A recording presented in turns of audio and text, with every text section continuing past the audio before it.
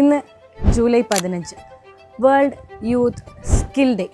നമ്മൾ പുതിയ സ്കില്ല് നേടാനുള്ള നെട്ടോട്ടത്തിലാണല്ലേ ഇപ്പോൾ.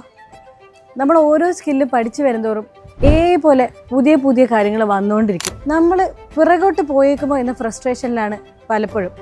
നിങ്ങൾക്കും അങ്ങനെ തോന്നാറുണ്ടോ? കണ്ണ് കാണാത്ത മകന് കൈകളുടെ ചലനത്തിലൂടെ ഫുട്ബോൾ കളി അനുഭവിപ്പിച്ചു കൊടുക്കുകയാണ് ഒരച്ഛൻ. ഈ ലോകത്തിലെ ഒരു സന്തോഷവും ഒരനുഭവവും തൻ്റെ മകന് നഷ്ടപ്പെട്ടുകൂടാ എന്നുള്ള ഒരച്ഛൻ്റെ വാശി നമുക്കിതിൽ കാണാൻ സാധിക്കും.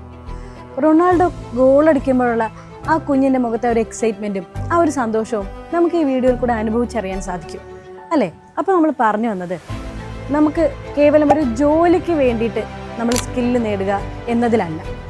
ഈ ലോകത്തിൻ്റെ നിലനിൽപ്പിന് വേണ്ടത് നല്ലൊരു മനുഷ്യനാവുക എന്നതാണ്. അതിന് വേണ്ട ചിലതുണ്ട്: എംപതി, സിമ്പതി ആൻഡ് ഹ്യൂമാനിറ്റി. നമ്മൾ ഈ കാര്യങ്ങളെല്ലാം നമ്മുടെ ജീവിതത്തിൽ സൂക്ഷിച്ചു വയ്ക്കണം.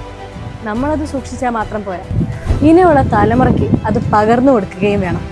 എന്നാൽ മാത്രമല്ലേ ഈ ജൂലൈ 15 വേൾഡ് യൂത്ത് സ്കിൽ ഡേക്ക് ഒരു അർത്ഥമുണ്ടാവുകയുള്ളൂ.